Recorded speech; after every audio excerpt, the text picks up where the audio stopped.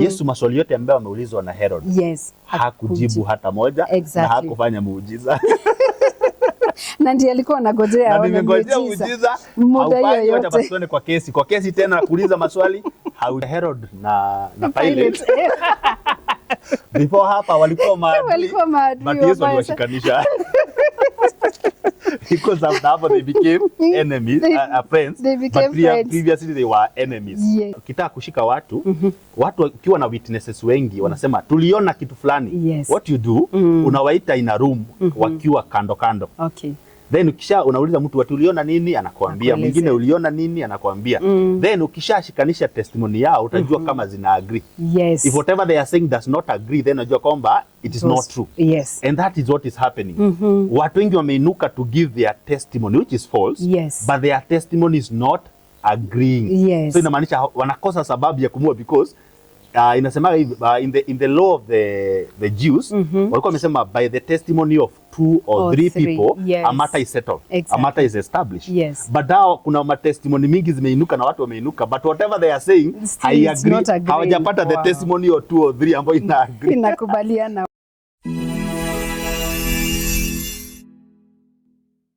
Hello everyone. Bwana Yesu asifiwe. Kwa majina yangu ni Jane.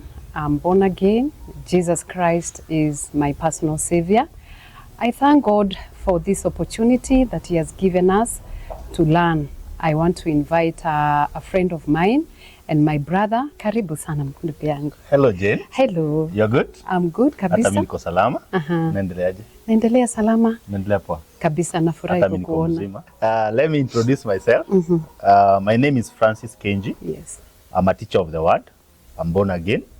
Na furahi leo kwamba we have a lesson ambao ni very interesting.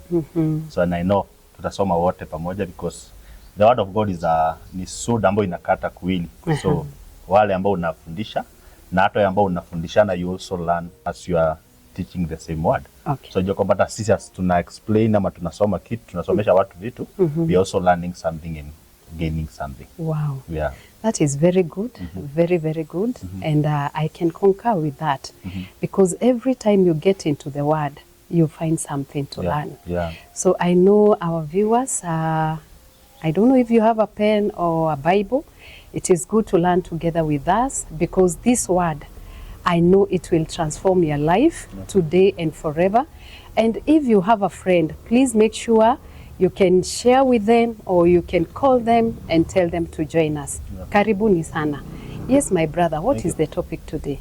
So topic ya leo ni the Messiah was to be falsely accused. So that is a prophecy. Okay. So tutaangalia the prophecy. All right. Then but before tuangalia the prophecy, I want to define hizo terms mbili. Okay. Falsely and accused. Then tuingie kwa word ya leo. So the word falsely iko define hivi. All right. Okay. Falsely in untrue or incorrect way, not truthful. Okay. So kusema kwamba it is false inamaanisha kwamba ni kitu ambacho sio kweli. So kusema kwamba the Messiah was to be falsely accused, it means it is not something that amefanya. All right. The second word ni accused. Ninasema hivi, the meaning of accused ni hivi. Inasema to charge someone with a crime or a wrongdoing. So the Messiah was to be falsely accused. Yes, yes. So the first prophecy tunaangalia because tutaangalia the prophecies in the scriptures, then tukuje tuangalie the fulfillment, tuangalie nani alifulfill those prophecies. Okay. Now the first prophecy tutaangalia ni in the book of Psalms.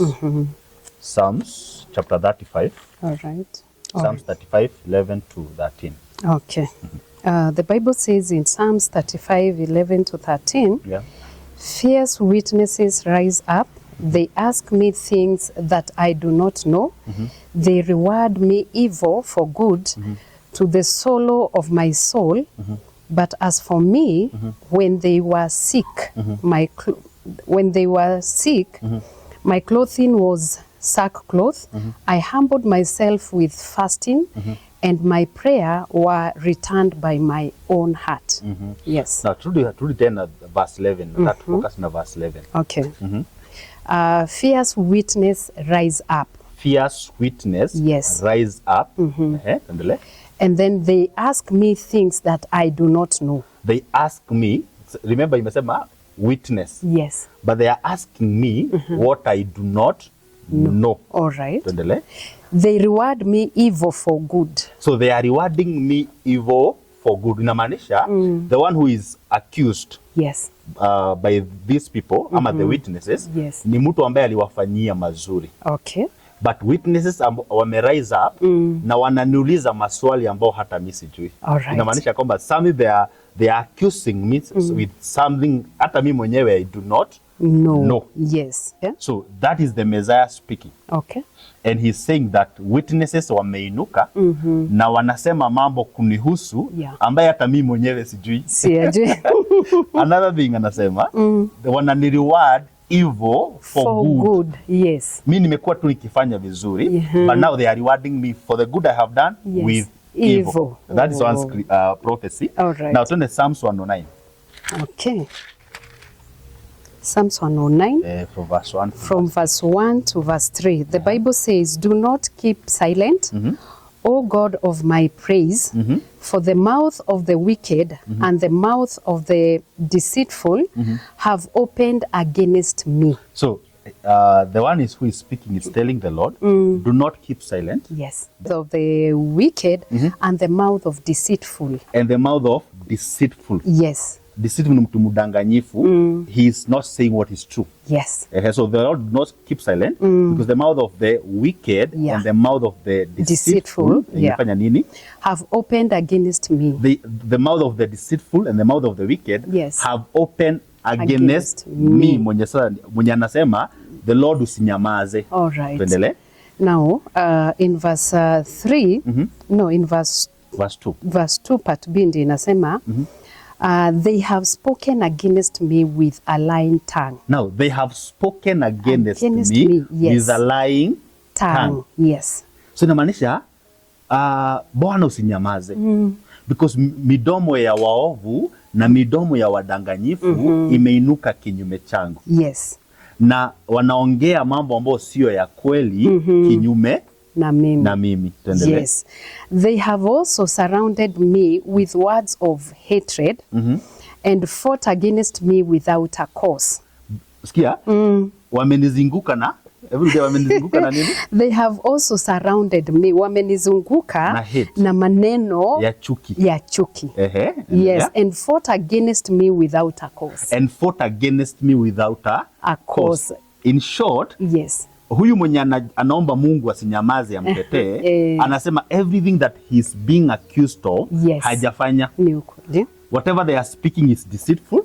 Wamenizunguka na maneno ya udanganyifu. Inamaanisha niko innocent. That's what the one speaking is saying. I'm innocent. Yes. But there are people who have arised against me. Is this David? No, it is not David. Okay. Remember, when we talk about a prophecy, tunaitaka messianic prophecy. All right. Where David is speaking, but whatever David is saying, haimuhusu. Okay. Ukiangalia zile vitu David anasema hazijamfanyikia. Because what God was doing, he was speaking of prophesying about something that will happen in the future through a prophet. Right. And David is one of the prophet. Wow. So whatever David is saying, si kitu imemfanyikia yeye.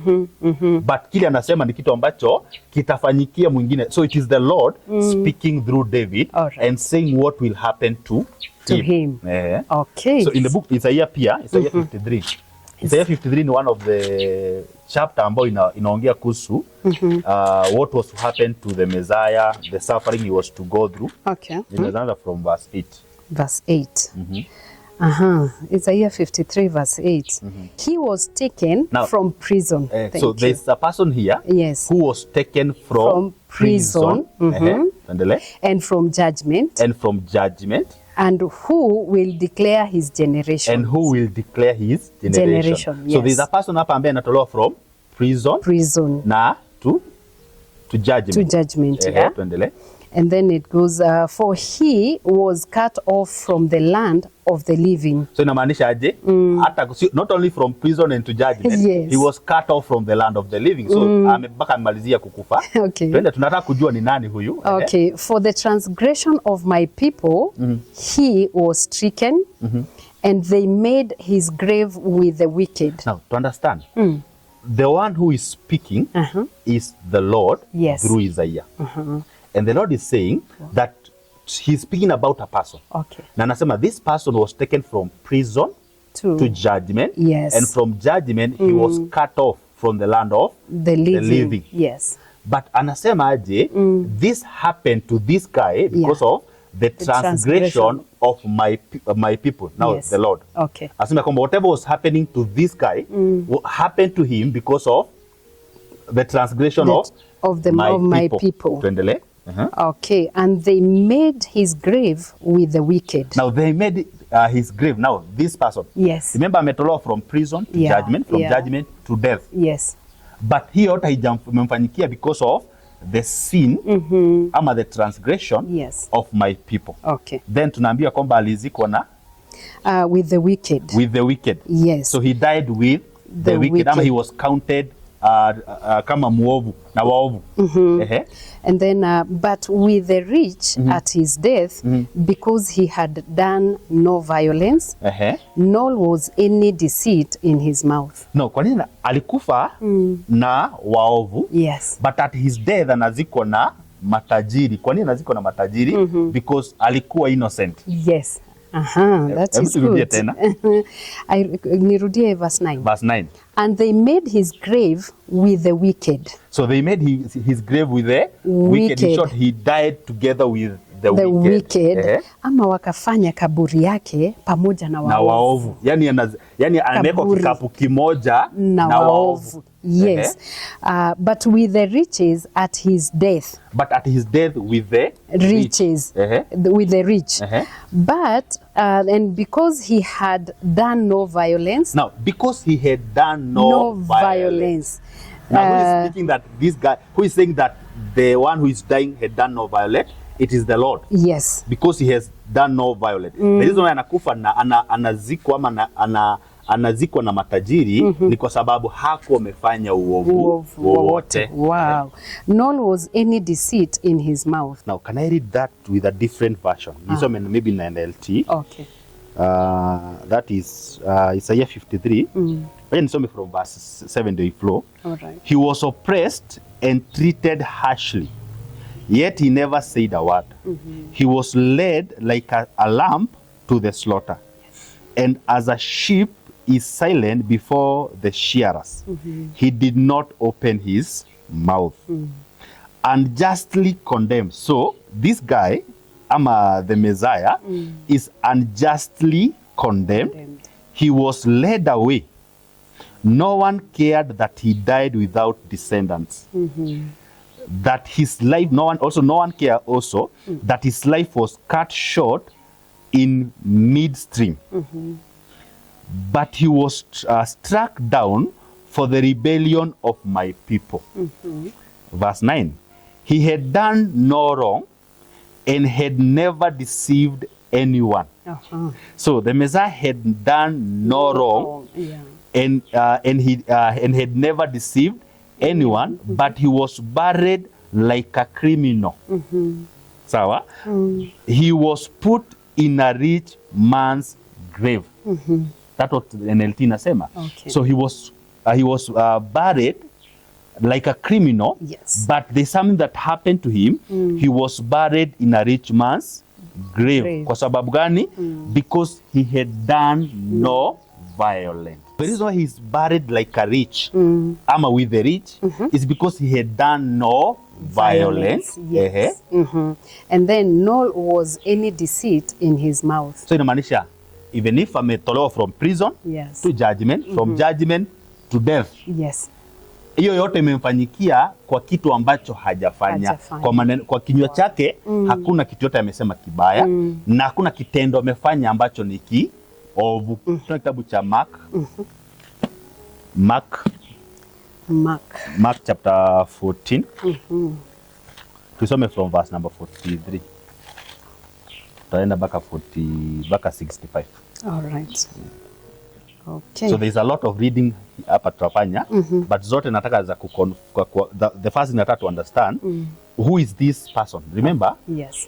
Tuliona the Lord saying that a person saying to the Lord that don't be silent the Lord. Yes. Because they have raised they wameniinukia, they are speaking things that I don't even know. Na Isaiah natuambia kwamba he was falsely accused because he has done no violence, and there was no evil word in his mouth. So inamaanisha ni mtu ambaye anakufa bure, ana kosa lolote amefanya. Okay. And immediately while he was still speaking, Judas, one of the 12, with a great multitude with swords and clubs, came from the chief priests. Now immediately, Judas, ambaye ni one of the 12, came immediately from the chief priest, yes, and the scribes and the elders. So Judas ametoka from the scribe, from the chief priest, and from the elders. Exactly. Amekuja na crowd. Yes. Now his betrayer had given them a signal saying, whomever I kiss, he is the one. Seize him and lead him away safely. Now the betrayer hapa ni Judas. Yes. Alikuwa ameambia hii crowd ambayo anaongoza from the chief priest, from the chief priest, from the elders and from the scribes. Yes. Alikuwa amemwambia yule mwenye nitakis ni yeye, mshikeni na mumubebe. Yes. As soon as he had come immediately, he went up to him and said to him, Rabbi, Rabbi, and kissed him. Now that is, ni Judas anakiss nani? Yesu. They laid their hands on him and took him, and one of those who stood by drew his sword and struck the servant of the high priest and cut off his ear. So inamaanisha Yesu amekutwa na Judas akiwa na kikosi ambacho ametoka nacho from the high priest, from the elders and from the scribes, na amewaleta mahali Yesu wako. Remember Yesu alikuwa ameenda in a garden kuomba. Kosa? So as wanaomba, then Judas akaapia na umati. Then alikuwa ameambia hii group ambayo amekuja naye ya kwamba yule ambaye nitakisi ni yeye. Na hivyo ndivyo alifanya. Alikuja akakisi Yesu na immediately moja ambaye kwa hii group ya Yesu akakata one of the servant wa the high priest masikio. I remember the story. Then Jesus answered and said to them, have you come out as against a robber with sword and clubs to take me? Ni kama mmekujia mwizi. Mmekuja ni kama mmekujia mwizi, mmekuja na visu na marungu. Na imagine wamekuja hapo, unajua unaona umati ukikukujia na mavisu na marungu, wanaweza kuja hata wakichane. Bas. I was daily with you in the temple teaching, and you did not seize me. But the scriptures must be fulfilled. Kwa hivyo inamaanisha kenye mnafanya, mnafanya ndio scripture ikuwe fulfilled. Exactly. But msisahau, nilikuwa pamoja na nyinyi daily in the temple and in the streets, na mkunishika. Na kitu ambayo inanishangaza ni kwamba mnanikujia kama mmekujia mwizi with sword and with the clubs. Then in verse 15 nasema, then they all forsook him and fled. Now who forsook him? No, the disciples. Walipoona umati umekuja na visu na marungu. And they laid Jesus away to the high priest. Now, after huu umati umeshika Yesu, tumeona kwamba the disciple wamepotea. Then Yesu akapelekwa na huu umati kwa the high priest. To the high priest. Then with him were assembled all the chief priests. Now amepelekwa na huu umati to the high priest. Now high priest hayuko peke yake, akuna all the chief priests. And the elders. Hivi, wakati Yesu ameshikwa mara ya kwanza hajapelekwa kwa the Roman. Hapana. Ameshikwa na group ya the Jews. Ile group imetumwa na the high priest, the elders and the scribes.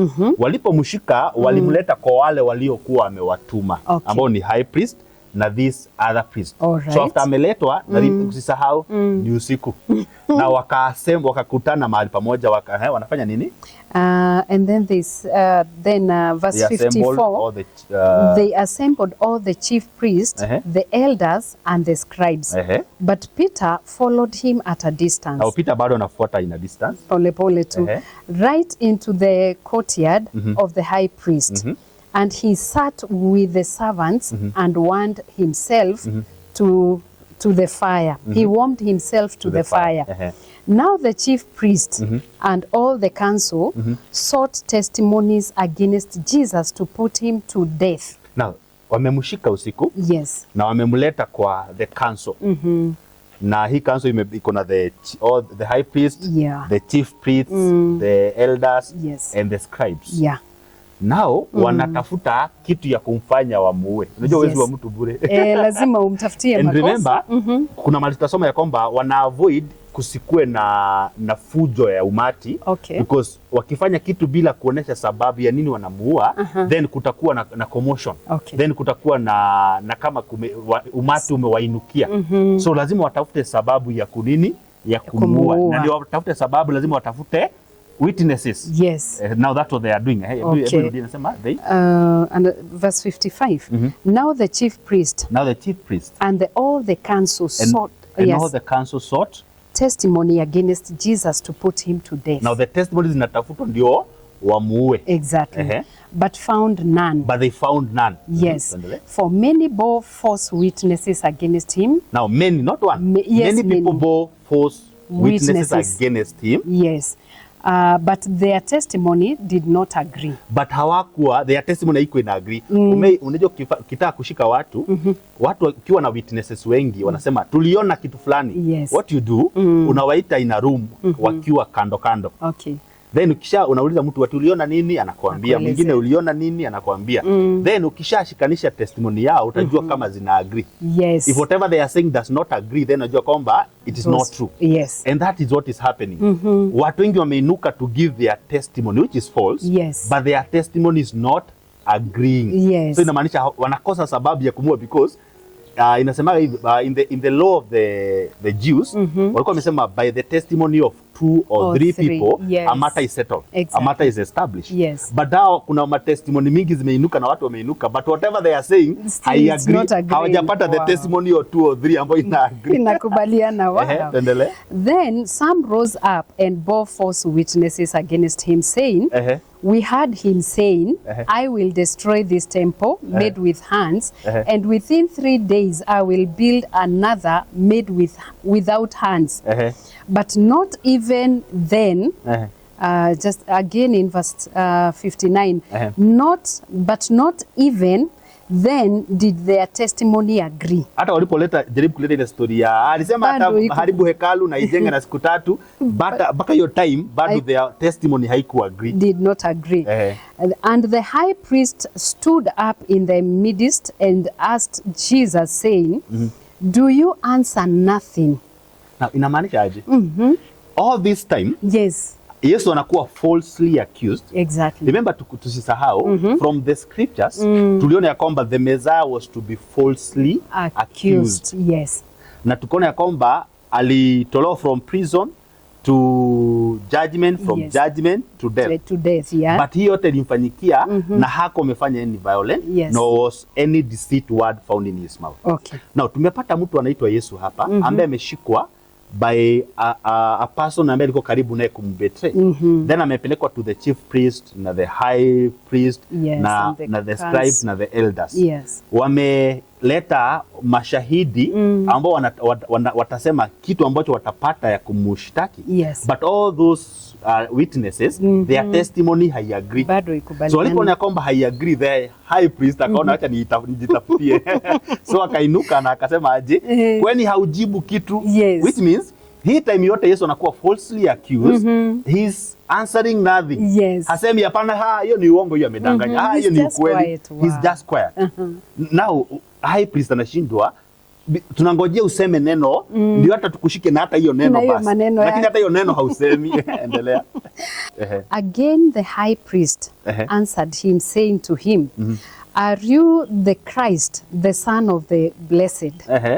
Jesus said, I am, and you will see the Son of Man sitting at the right hand of the power and coming with the clouds of the heaven. Now, tuelewe. Yes. Kwa zile testimony zote zimetolewa against him, hakuna ambayo imesimama. Yes. So the high priest akamuuliza aje, aujibu chochote, bado hakujibu. Yes. Then akamwambia, ninakuapisha. Nataka uniambie, are you the Son of the Blessed? Yes. Are you the Christ? Na yeye akasema ni mimi, na kutoka saa hii mtaona the Son of God akiwa ameketi katika mkono wa kuume wa Baba. What happened after that? Then the high priest tore his clothes and said, what further need do we have of witnesses? You have heard the blasphemy. What do you think? Now, munaona aje? Tunahitaji mashahidi wengine.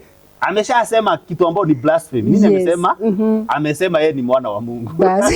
So the high priest, ile sababu mmekuwa mkitafuta ya kumshika, wamepata. But remember, wale wote ambao wametoa their testimony, it was false. Okay. But now niulize aje, hii ambao high priest anasema blasphemy, is it false? It is not false. Because what Jesus has said is not false. It is true. Amesema, it is as you have said. I am the Christ. Na hata si hivyo tu, kutoka sasa mtaona nikiwa nimeketi katika mkono wa kuume wa Baba. Which is true. It is not false. So inamaanisha aje, high priest akisema mnatafuta ushahidi gani ingine tumepata? Hiyo sio ushahidi. Hiyo sio kitu ya kuamua because hajafanya makosa yote. Very true. Maybe turuke baka chapter, hiyo ni chapter 14. Yes. Chapter 15 from verse number 1. Immediately in the morning the chief priest held a consultation with the elders and scribes and the whole council. Now tukumbuke kama inasema immediately in the morning. In the morning, but Yesu alikuwa ameshikwa usiku. So kulikuwa na council ilikuwa imekaa usiku. Na wakafika mahali baka wakasema hatuhitaji kutafuta ushahidi mwingine, si blasphemy. But hawakufanya kesi yao because kwa usiku walingojea asubuhi. So asubuhi tena wakaketi tena. Wakafanya aje immediately? Immediately in the morning the chief priest held a consultation with the elders and the scribes and the whole council. Remember? Yesu alishikwa usiku. Then wakaketi wakatafuta many witnesses but their testimony haiku agree. But asubuhi pia wakaketi chini because now wamepata sababu. Sababu ilikuwa nini? Walisema blasphemy. Lakini hawangempelekea Pilate usiku. So walingojea asubuhi ndio wampelekee, but lazima mkae chini muagree tunampelekea na kesi nini amefanya. So wakaketi chini immediately in the morning and they bound Jesus, led him away and delivered him to Pilate. So they delivered him to Pilate. And then Pilate asked him, are you the king of the Jews? And he answered and said to him, it is as you say. Is it true or is a lie? No, it is true. It is true. Yes. Kwa maana mpaka saa hii hatujapata sababu ya Yesu kukua kwa hii shida yote. Very true. And the chief priest accused him of many things, but he answered nothing. But the chief priest, now remember, kulikuwa na ile testimonies zilikuwa zinatolewa usiku jana ambao ziku agree. Now asubuhi wamekuja wako na sababu nyingine ya kwamba he blasphemy. But pia wako na vitu zingine ambazo wanaleta. He answered nothing. Then Pilate asked him, let me do it again. Then Pilate asked him again, saying, do you answer nothing? See how many things they testify against you. But Jesus still answered nothing, so that Pilate marveled. Hata Pilate akastuka. Mungu ameletwa. Na ameletwa na watu wakubwa wa society. Wakisema ya kwamba anafaa kukufa. Lakini ile testimony zote na accusations zote wanaleta, mwenye akiwa accused haongei mpaka Pilate akashangaa. Kwani uongei? Then in verse 6, now at the feast he was accustomed. He was accustomed. Now at the feast, he was accustomed to release one prisoner to them. Na ilikuwa ni kawaida ya nani? Ya Pilate kwa feast kuwafungulia mfungwa mmoja. whomever they requested. Yule ambao wao wana request. So sio Pilate ana decide nani tawafungulia. Exactly. Kila alikuwa amekawapea ni kama gift, ni kama kitu nitakuwa nawafanyia kama favor. Okay. Every wakati wa feast na wafungulia mfungo mmoja ambaye nyinyi muna request. And there was one named Barabbas who was chained with his fellow labels. So kulikuwa na mfungo moja ambaye ako chained with his fellow labels. Na walikuwa wamecommit murder in the rebellion. So inamaanisha aje? Ni jangili. But ni makosa yao imewapeleka ni makosa yao imewapeleka kwa hiyo gereza. Exactly. But kuna mwingine hapa ambaye ameletwa ako falsely accused, anatafutiwa makosa from every corner, lakini haipatikani. Then the multitude crying aloud began to ask him to do just as he had always done for them. But Pilate answered them saying, do you want me to release to you the King of Jews? Now what are the crowd asking? Kuna kitu natufanyiaga kila wakati, unaweza tufungulia mfungo moja. Na Pilate akauliza venye anaulizaga, niwafungulie the King of the Jews. What did they say? For he knew, imagine alikuwa anajua, he knew that the chief priest and the he knew that the chief priest had handed him over because of envy. So Pilate alijua. After kusikiza hii kesi na accusation, akajua hawa watu wameniletea huyu because of envy. Hakuna makosa huyu jamaa amefanya. Ni ukweli. But the chief priest stirred up the crowd so that he should rather release Barabbas to them. Pilate answered and said to them again, what then do you want me to do with him whom you call the King of the Jews? Now, umati umegeuzwa na nani mind? Umati kenye wana demand ni mfungo moja kama imekuwa desturi. Unatufungulia moja wakati wa sherehe. Exactly. So, lakini the chief priest wakastir up the crowd wasiitishe Yesu because Pilate anataka afungue Yesu. So Pilate anatafuta njia ya kurelease Yesu by the right way. Wao waseme tunataka Yesu because anajua hawa ambao wamemuleta falsely accusation. But now the chief priest they are stirring up the crowd against Jesus. Exactly. Let's continue. So they cried out again, crucify him. Crucify him. Then Pilate said to them, why? What evil has he done? Na msulubisha juu ya nini amefanya? Nataka tu understand, nataka tuangalie all the testimonies ama all the people that said Jesus was innocent. Because ndio tuone kama ana fulfill whatever was said. Lazima tuangalie watu wote ambao wana bear witness that he was innocent. Na the first one ni Pilate. And then so Pilate, wanting to gratify the crowd, released Barabbas to them, and he delivered Jesus after he had scourged him to the crucified. To be crucified. Kwa nini Pilate amefanya hivyo? Because anataka kufurahisha the Jews. But ndani yake Pilate anajua even if nimesema Yesu asulubiwe, ako innocent. Twende the book of Luke 22. Luke 22. Okay. Nikwambia tutasoma a lot of chapters. It's okay. Because I want us to pick the people that bear witness that this guy is innocent. Look at verse 66. 66. Okay. 66. As soon as it was day, the elders of the people, both chief priests and scribes, came together and led him into their council, saying, if you are the Christ, tell us. Nataka tufanye hivi. I understand what I'm doing. Nataka tunaangalia hii event kutoka kushikwa kwa Yesu mpaka kukufa kwake from different from all the accounts. So that we get some details about hii usiku ambao ameshikwa na hata vile Pilate ali make decision ya yeye kukufa. But nataka tuangalie the witnesses ambao wanaletwa na wale watu wote ambao walikuwa ama ni kama ni mashahidi wa hii event vile wanavyotuambia. So tunaangalia hii event but from all the accounts. Matthew, Luke na John na hizo zingine. Okay. So sasa tuko Luke. So verse 66. This is the morning after wamemshika usiku. Yes. Now the following morning. Yes. I read again verse 66. Again. As soon as it was day, the elders of the people, both chief priests and scribes, came to gather and led him into their council, saying, if you are the Christ, tell us. But he said to them, if I tell you, you will by no means believe. Now, wamekuja, so tunaangalia the same event. Yes. Wamemuuliza, kama wewe ndiye Kristo, si tuambie. Yes. Then akawaambia, je, hata nikiwaambia hamtaniamini. Bado mtaamini. But kumbuka, wanamtafutia nini? Makosa. Yes. And if I also ask you, you will not, you will by no means answer me or let me go. Here hata nikiwajibu hamtaniachilia. Mko determined kuniua. Kabisa kumaliza.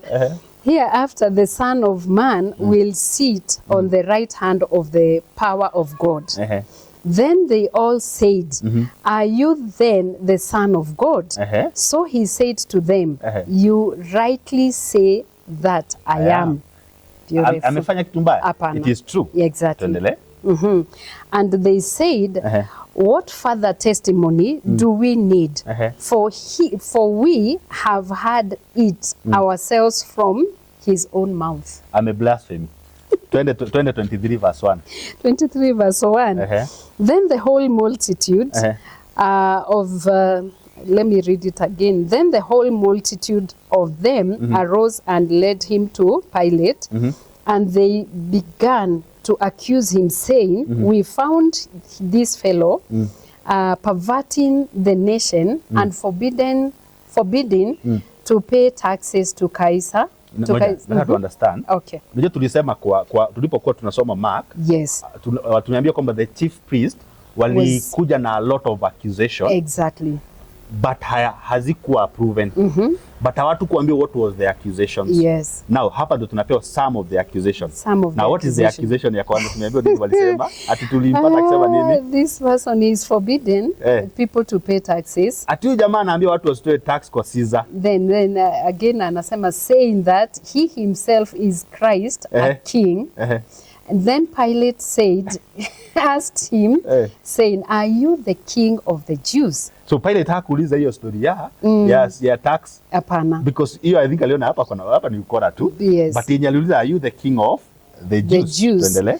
And then he said to him, he answered him and said, it is as you say. It is as you said. Yes, in verse 4, so Pilate said to the chief priest and the crowd, I find no fault in this man. Now Pilate amesema aje? I find no fault in this man. Yes. But they were the more furious, saying he stirs up the people, teaching throughout all Judea, beginning from Galilee to this place. Those are some of the accusations. The teachings that he was teaching. Wanasema hiyo teaching ina stir up the people. The people from Judah. Niyo ni places zenye anaenda akihubiri, but wanaiweka is like Yesu anafundisha mafundisho ambayo inafanya watu wainuke against maybe the Roman government. Okay. So ni kama njia ya kutafuta hii the Roman government ikuwe na sababu ya kufanya nini ya kumsulubisha. Okay. But I wanted to understand something also. All right. Tuna watu tumetajua hapa. Who is Pilate? Pilate. Because kwa nini tunaona kwamba the chief priests, the elders, the scribes wameleta Yesu kwa Pilate. Exactly. Now to understand these are the Jews. All ni viongozi wa the Jews. Okay. But who is Pilate? Pilate ni governor huko. Yes. But si Muyahudi, si Muisraelite. All right. Yeye ni Muroman. Okay. Remember at that time ile wale ambao wanatawala ni the Roman. All right. Jews ni mateka wa the Roman. The Romans. Meshika. Yes. So nataka usiache hiyo. Okay. When Pilate heard of Galilee, he asked if the man were a Galilean. So wakati Pilate alisikia wametaja kwamba ati ameenda akihubiri na akistea hapo watu Galilee na huko kwote, akauliza kwani huyu jamaa ni Mgalilaya? And as soon as he knew that he belonged to Herod's jurisdiction, he sent him to Herod, who was also in Jerusalem at that time. Now, wakati Pilate alisikia wametaja Galilee, akajua Galilee ni eneo la Herod. Na that time Herod ako wapi? Ako Jerusalem. Now Herod tena ni nani? Herod ndio king wa Judea. Sawa? So Herod is a king, but Pilate is the governor. All right. Sawa? So Pilate aliposikia huyu jamaa ametolewa eneo la King Herod, yani Pilate aliposikia kwamba Yesu ametolewa eneo la Galilee ambapo ni ya King Herod, akamtuma kwa Herod. Akasema mpelekeni kwa Herod. Tuende. Alipofika kwa Herod. Now when Herod saw Jesus, he was exceedingly glad, for he had desired for a long time to see him. So Herod amekuwa kingojea kuona Yesu. Because he had heard many things about him. Alikuwa amesikia a lot of things about Jesus. Yes, and he hoped to see some miracles done by him. Akasema siku moja nikiona jamaa nataka tu afanye miujiza. Kwa hivyo alikuwa anasikia mpaka zile miujiza alikuwa anafanya. Alikuwa amesikia a lot of the miracles Yesu amefanya, but hajaiona Yesu, na alikuwa anasema alikuwa na desire kwamba nikimwona ningependa afanye hiyo miujiza nikiona. Then he questioned him with many words. So akamuuliza maswali with many words. Yes, with many words, but he answered them nothing. But Jesus answered them nothing. Inamaanisha Yesu maswali yote ambayo ameulizwa na Herod, hakujibu hata moja, na hakufanya muujiza. Na ndiye alikuwa anagojea aone muujiza. Haufanyi yote basi kwa kesi tena na kuuliza maswali haujibu. Tuendelee. I think he was very frustrated. And the chief priests and the scribes stood and vehemently accused him. Then Herod, with his men of war, treated him with contempt and mocked him, arrayed him in a gorgeously robe, and sent him back to Pilate. So inamaanisha kwa Herod, Yesu alifanywa vituko. By the way, mahali anavaisha hiyo vazi na wanamwambia hail the king of the Jews, ni kwa Herod. But hata wone the chief priest, the high priest, na the elders na the scribe, ile kazi wako nayo ngumu. Remember wajalala usiku, wakitafuta makosa, asubuhi wakaamka wakapatana, wakamchukua wakampeleka kwa Pilate. Pilate amesema apeleke wapi? Kwa Herod. Kwa Herod na Yesu. Wametoa accusations zao, then Herod amesema aje mrudisheni wapi? Kwa Pilate. Na wao ndio wanafanya kazi ngumu only because they want this guy to be killed. They want him to be crucified. But sababu ambazo wanaleta, because kama wangeleta evidence mzuri hata ingezunguka hivi yote angekuwa ameshaenda, but because hawana tangible evidence, ndio maana anazungusha hivi pamoja na wao. So amerudi kwa Pilate. That is verse 12 now. Verse 12, that very day, Pilate and Herod became friends with each other. And for previously they had been at enmity with each other. So inamaanisha Herod na Pilate before hapa walikuwa maadui, but Yesu aliwashikanisha. Because after they became enemies, friends. They became friends. Previously they were enemies. Let's continue. Then Pilate, when he had called together the chief priest, the rulers, and the people, said to them, you have brought this man to me. Now this is after Yesu amerudishwa kwa Pilate. Akawaita tena akasema, you have brought this man to me. As one who misled the people, and indeed having examined him in your own presence. Nimemexamine, nimemuchunguza in your own presence. Nione kama ile accusation mumeleta ina hold water. And I have found no fault in this man. Hana makosa. I have found no fault in this man. Concerning those things of which you accuse him, no No, neither did Herod, for I sent you back to him, and indeed nothing deserving of death has been done by him.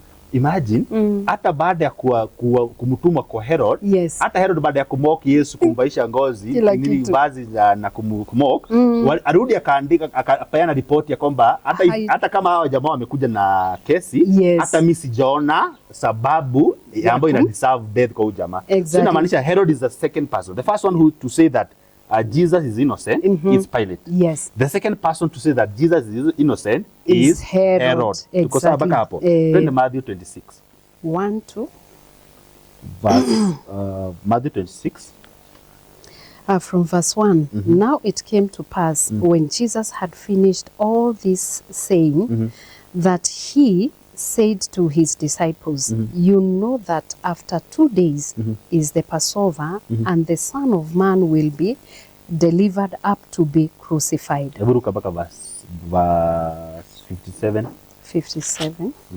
Okay. And those who had laid hold of Jesus laid him away to Caiaphas and high priest, where the scribes... The high priest. Yes. So now to understand, Yesu aliposhikwa mara ya kwanza alipelekwa kwa the high priest. Yes. Manao huyo high priest tuko tumepewa jina yake, sasa ndio tumepewa jina yake, anaitwa Caiaphas. Caiaphas, where the scribes and the elders were assembled. Na wako wamemngojea huko.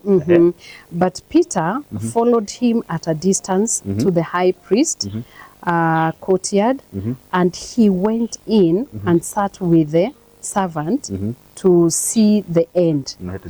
Now the chief priests, the elders, and all the council sought false testimony against Jesus to put him to death. Now the chief priests, that is one, the elders, and all the council sought false testimony against Jesus to put him to death. Now wanatafuta a false testimony yes, to put him to death. Yes, but found none. But they found none. Exactly. Even though many false witnesses came forward, they found none. Even if many false witnesses came forward, they found none.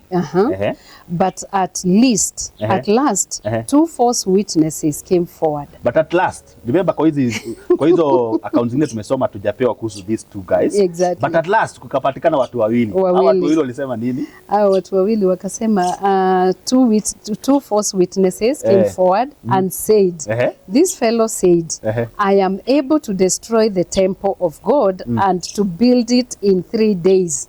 Now I am able to destroy the temple of God and to build it in 3 days. In 3 days. Is that not true? That is true. It was true, but because I think John had to explain here that Jesus was not referring to the temple. Exactly. He was referring to his own body. Exactly. So inamaanisha kwamba he's not lying. No. But now wao walishika anaongea kuhusu ile temple wanajua. And the high priest arose and said to him, do you answer nothing? Even after hiyo 2 guys wameinuka kumwaccuse falsely, bado hajaongea. Yes. What is it these men testifying against you? But Jesus kept silent, and the high priest answered and said to him, I put you under oath by the living God. Tell us if you are the Christ, and you are the Christ, the Son of God. So inamaanisha time yote Yesu anaulizwa swali na the high priest, ama tunaambiwa jina yake ni Caiaphas. Exactly. Amenyamaza. But kile kilifanya Yesu aongee, even after wakati anakuwa falsely accused haongei, but kuna kitu kilifanya aongee wakati alikuwa put under oath, because hiyo ilikuwa ina happen kwa the Jews. Once the high priest amekuweka under oath, hauna choice, utaongea na utaongea what is true. So hivyo ndio amefanyia Yesu, ni kummanipulate. And then Jesus said, because the question is, are you the Christ? Exactly.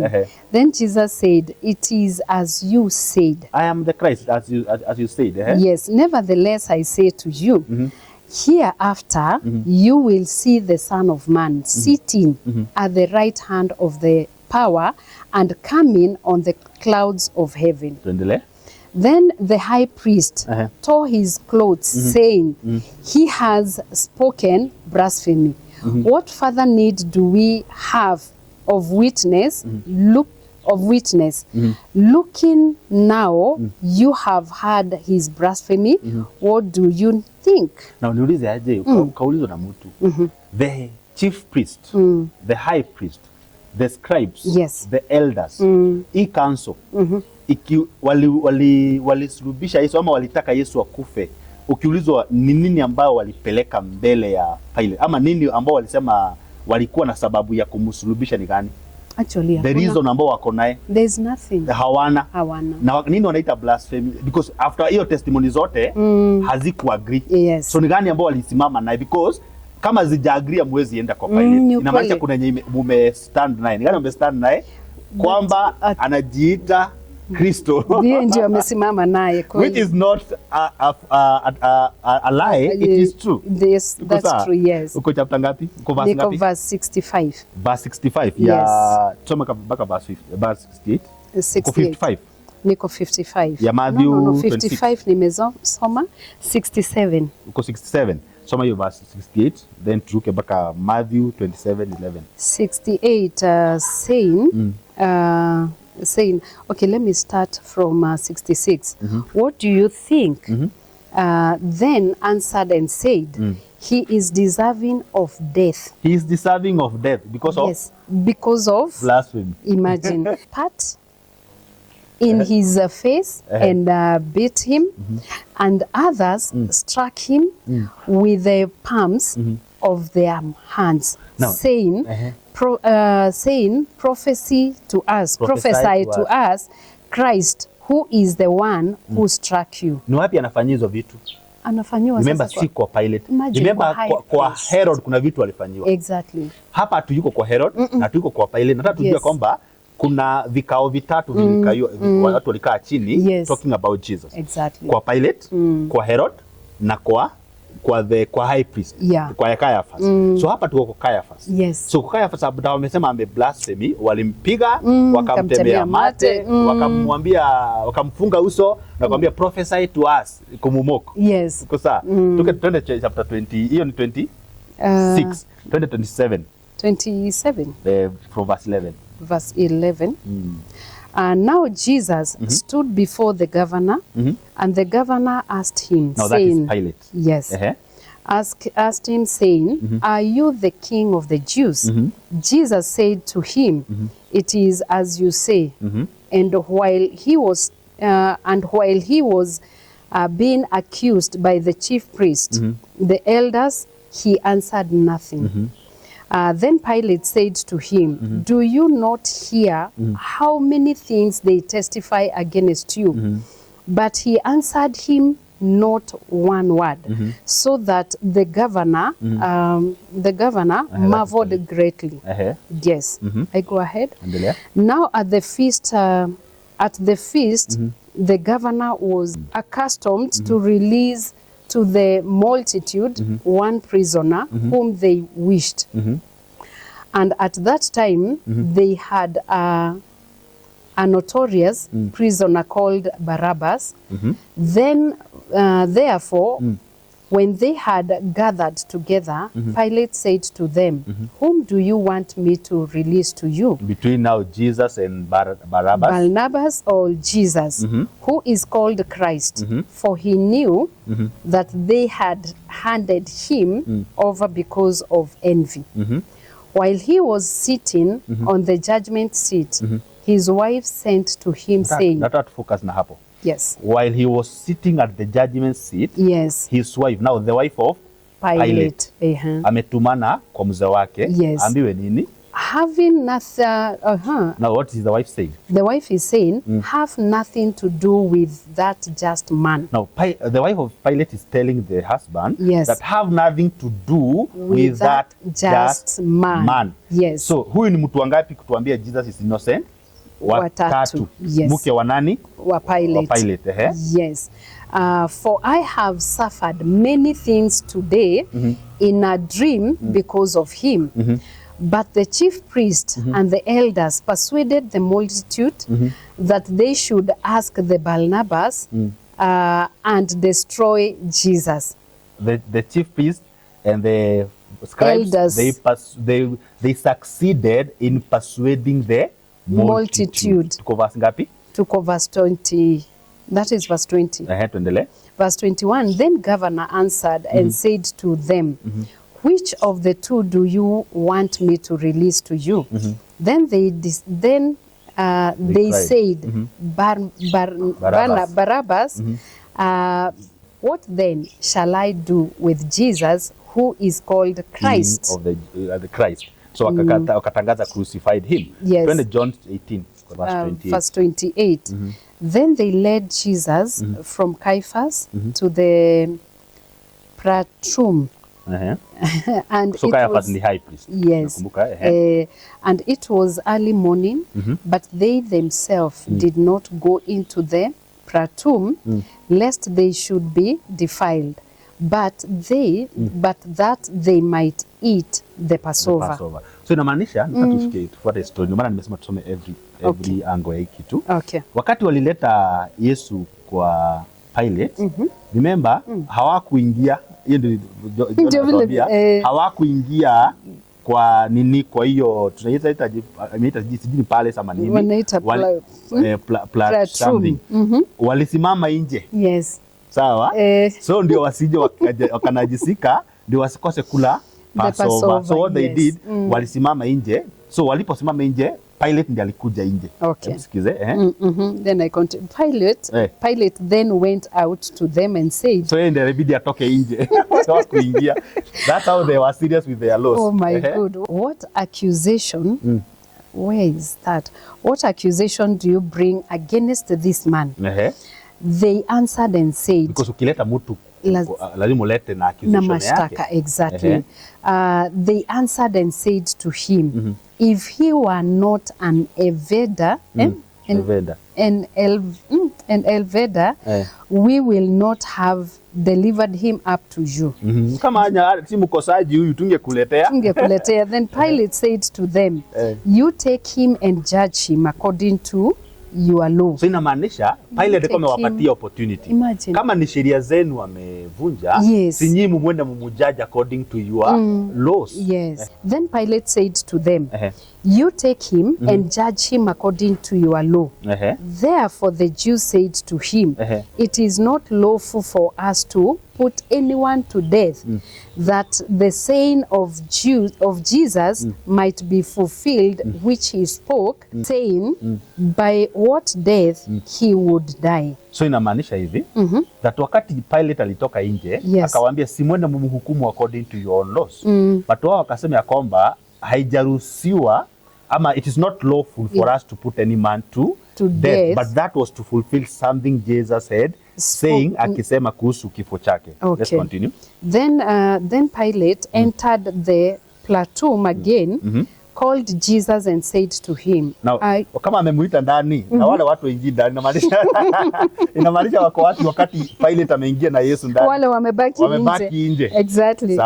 Are you the king of the Jews? So when Jesus was being asked by Pilate, are you the king of the Jews? Yes. The Jews were these accusers of him are not there. Wamebaki nje because wataki kukosa kula Passover. Then Jesus answered and said, answered them. Jesus answered him, are you speaking for yourself about this, or did others tell you this concerning me? Hiyo idea ulitoa wapi? Ni yako ama uliambiwa na mtu hiyo story? So unajua tayari wamwambia. Pilate answered, am I a Jew? Mimi ni Myahudi. Imagine your own nation and the chief priest have delivered you to me.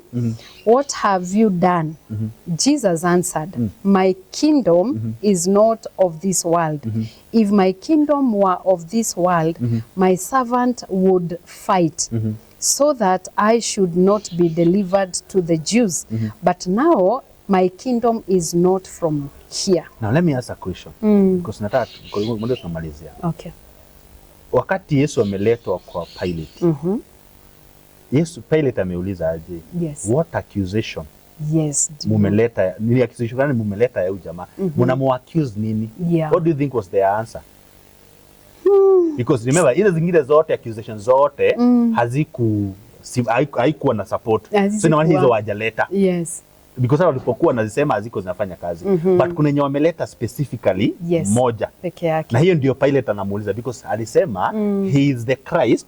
And remember they know the Christ was the king of the Jews. That way Pilate anatoka na idea, are you the king of the Jews? Because the Christ was to be the king of the Jews. Yes. So the accusation ni anasema yeye ndiye the Christ.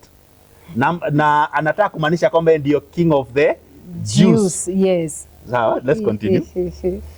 Well, Pilate therefore said to him, are you the king then? Then Jesus answered, you say rightly. So na maana hizo jakataa kwamba ni mfalme, but anasema ufalme wangu si wa hapa because kama ni wa hapa my servant wangenipigania. Exactly. Let's continue. Then Jesus answered, you say rightly that I am a king. That is true. For this cause I was born. So inamaanisha aje? Ikiwa hiyo ndio accusation wameleta. Kile unasema hiyo kinyume kwambia ndio unaniuliza kama mimi ni mfalme ni ukweli. I'm a king of the mimi ni mfalme wao. So inamaanisha aje? Then kesi ikaisha. Let's continue. And for this cause I have come into the world that I should bear witness to the truth. Everyone who is of the truth hears my voice. Pilate said to him, what is truth? And then, and when he had said this, he went out again to the Jews and said to them, I find no fault in him at all. Kwa nini anaenda nje?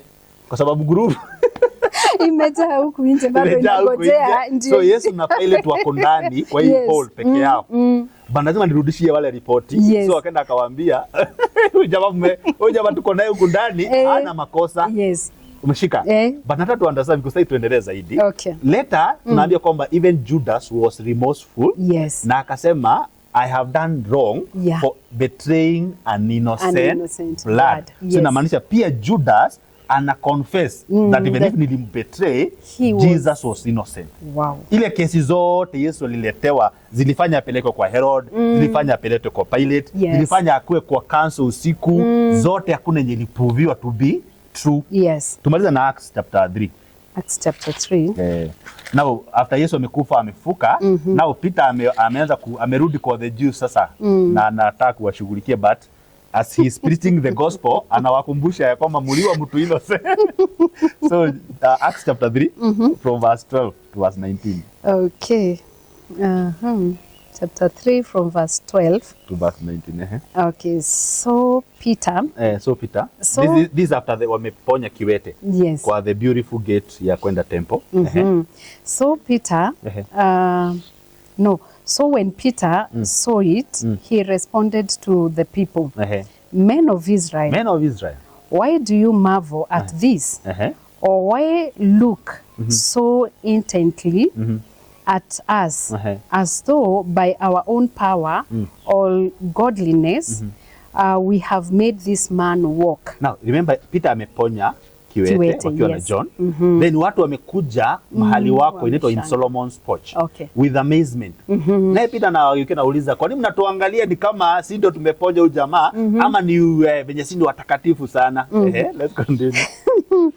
The God of Abraham, Isaac and Jacob, the God of our fathers, glorified his servant Jesus. He glorified his servant Jesus, whom you delivered up and denied in the presence of Pilate. Yule Yesu ambaye mulikataa. Huyo ndio Mungu ameglorify. Amen. Yule ambaye mulikataa na mkamdeliver to kwa Pilate akuwe crucified. So Peter anawakumbusha, mnadhani mmeponea sana. Yule mwenye amefanya hii kazi yote ni yule ambaye mulikataa mbele ya Pilato. Sawa? Na mkampatiana akuwe crucified. Let's continue. When he was denied to let him, when he was determined to let him go. So what is Peter saying? That Pilate was determined to let Jesus go. Wakati anamuuliza niwafungulie mgani Barnabas ama nini, hiyo time yote hivi mpaka kumpeleka kwa Herod, Pilate anatafuta sababu ya kumwachilia. Wow. Lakini hawezi muachilia bila sababu, because atakuwa baadaye. Kuna hata wakati walimwambia ukimwachilia wewe si rafiki ya Caesar. Kwa sababu huyu jamaa alisema ni mfalme na mtoto mwenye anasema ni mfalme anaongea against Caesar. Yes. So Pilate akasema kai watanipeleka pabaya. So inamaanisha kwamba Pilate alisukumwa kwa kona na hawa watu. So whatever Pilate did, hata by there ndio mwisho wake alirudi akasema nileteni maji ya kanawa, akasema ile damu ya watu ya huyu jamaa ni yenu.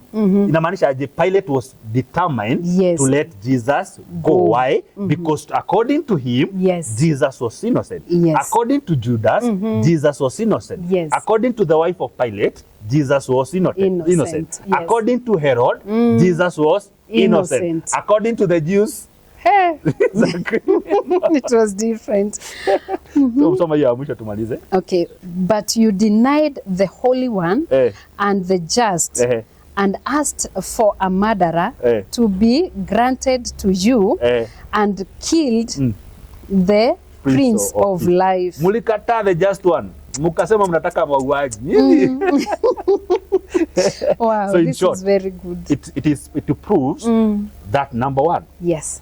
The prophecy about tulisoma mwanzo ziko zinaongea kuhusu one man, Jesus. Now we need to prove that if he was truly innocent, na tumeprove that by looking at all the accounts, and it is clear that Jesus, even if he died on the cross, he was crucified, he was falsely accused.